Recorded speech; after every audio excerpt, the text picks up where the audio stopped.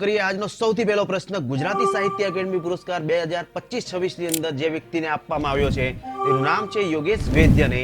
આ વ્યક્તિને તેની કવિતા ભટખંડણી માટે આપવામાં આવ્યો છે 2025-26 ની અંદર સાહિત્ય એકેડમી પુરસ્કાર। આ પુરસ્કારની સ્થાપના કરવામાં આવી હતી 1954 ની અંદર અને સૌપ્રથમ એવોર્ડ આપવામાં આવ્યો હતો 1955 ની અંદર। તે વ્યક્તિને મળેલો છે તેનું નામ છે મહાદેવભાઈ દેસાઈને।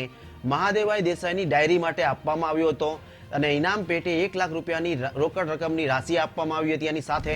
અને આ એવોર્ડ ખાસ કરીને ભારતની 22 જેટલી ભાષાઓની અંદર આપવામાં આવે છે સાહિત્ય એકેડમી પુરસ્કાર। આ ખાસ યાદ રાખવું મિત્રો। મિત્રો આગળ વધતા પહેલા જો તમે ગુજરાત સરકારની કોઈ પણ એક્ઝામની તૈયારી કરતા હો આમાંથી તો આ વિડિયોઝ તમારી માટે છે તો ખાસ જોવા વિનંતી। નેક્સ્ટ પ્રશ્ન જોઈએ।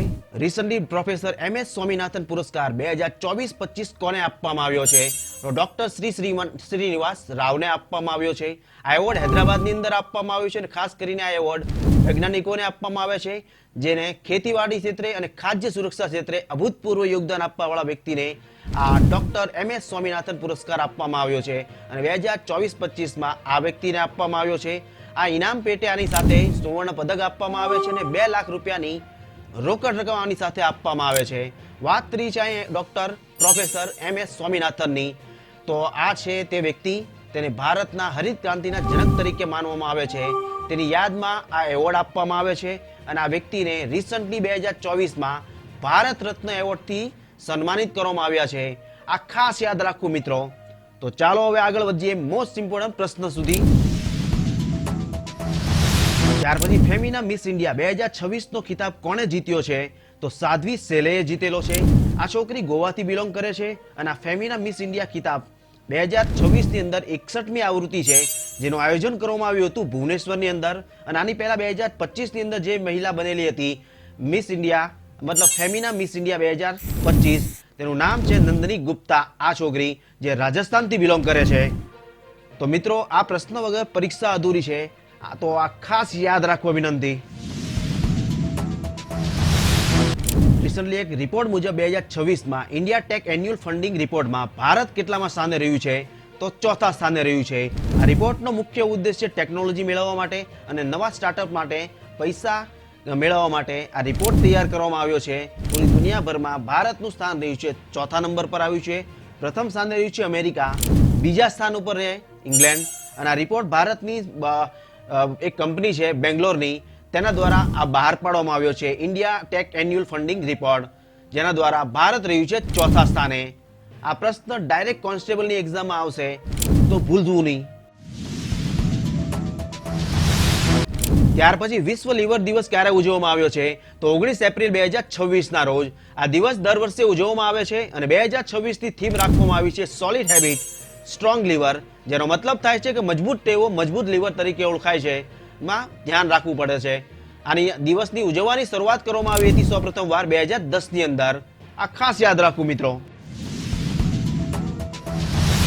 Recently international shooting sports federation 2026માં 10 મીટર મિક્સ પિસ્ટલ સ્પર્ધામાં ગોલ્ડ મેડલ કોણે જીત્યો છે? તો પલક ગુલિયા અને મુકેશ નીલાવલીએ જીતેલો છે। આ બંને વ્યક્તિએ આ સ્પર્ધાનું આયોજન કરવામાં આવ્યું હતું સ્પેનના ગ્રેન્ડામાં અને તેની શરૂઆત કરવામાં આવી હતી 7 એપ્રિલ 2026ના રોજ। આ ખાસ યાદ રાખવું મિત્રો। આ પ્રશ્ન વગર પેપર અધૂરું છે। ત્યાર પછી ભારતનું સૌપ્રથમ વોટર નેચરલ રેલવે ડેપો ક્યાં બન્યું છે? તો અમદાવાદનું કાંકરિયા કોચિંગ ડેપો બન્યું છે ભારતનું સૌપ્રથમ ડેપો 2026ની અંદર।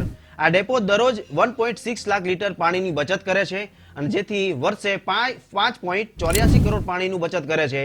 આ વોટર નેચરલ સ્ટેટસનો અર્થ થાય છે ડેપો જેટલું પાણી વાપરે છે તેટલું જ પાણી રિસાયકલ કરીને ફરીથી ઉપયોગમાં આવે તેવું વોટર નેચરલ રેલવે ડેપો બનાવવામાં આવ્યું છે ગુજરાતના અમદાવાદનું કાંકરિયા કોચિંગ ડેપો। આ ખાસ યાદ રાખવું ગુજરાતની કોઈ પણ કોમ્પિટિટિવ એક્ઝામ માટે।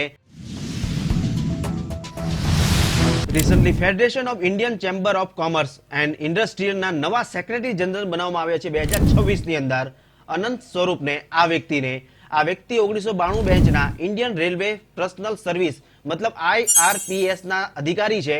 તેને federation of Indian chamber of commerce of and ઇન્ડસ્ટ્રીના નવા સેક્રેટરી જનરલ તરીકે નિમણૂક પામેલા છે 2026ની અંદર। આ નિમણૂકને ખાસ યાદ રાખવી મિત્રો કોમ્પિટિટિવ એક્ઝામને ધ્યાનમાં રાખીને। ત્યાર પછી બાંગ્લાદેશમાં ભારતના નવા હાઈ કમિશનર તરીકે કોણ નિમણૂક પામ્યા છે? તો દિનેશ ત્રિવેદીની નિમણૂક કરવામાં આવી છે આ વ્યક્તિની. આ એક ઇન્ડિયન ફોરેન સર્વિસના એક અધિકારી છે જેને 2026ની અંદર નવા હાઈ કમિશનર તરીકે બાંગ્લાદેશની અંદર નિમણૂક પામેલા છે.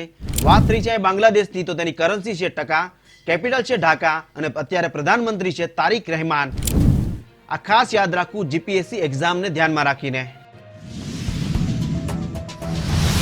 રિસન્ટલી ગોલ્ડમેન પર્યાવરણ પુરસ્કાર 2026માં કોને આપવામાં આવ્યો છે? તો ટોટલ 6 જેટલી મહિલાઓને આ એવોર્ડ આપવામાં આવ્યો છે. પર્યાવરણ ક્ષેત્રે અભૂતપૂર્વ કામ કરવા માટે આ ગોલ્ડમેન પર્યાવરણ પુરસ્કાર આપવામાં આવ્યો છે.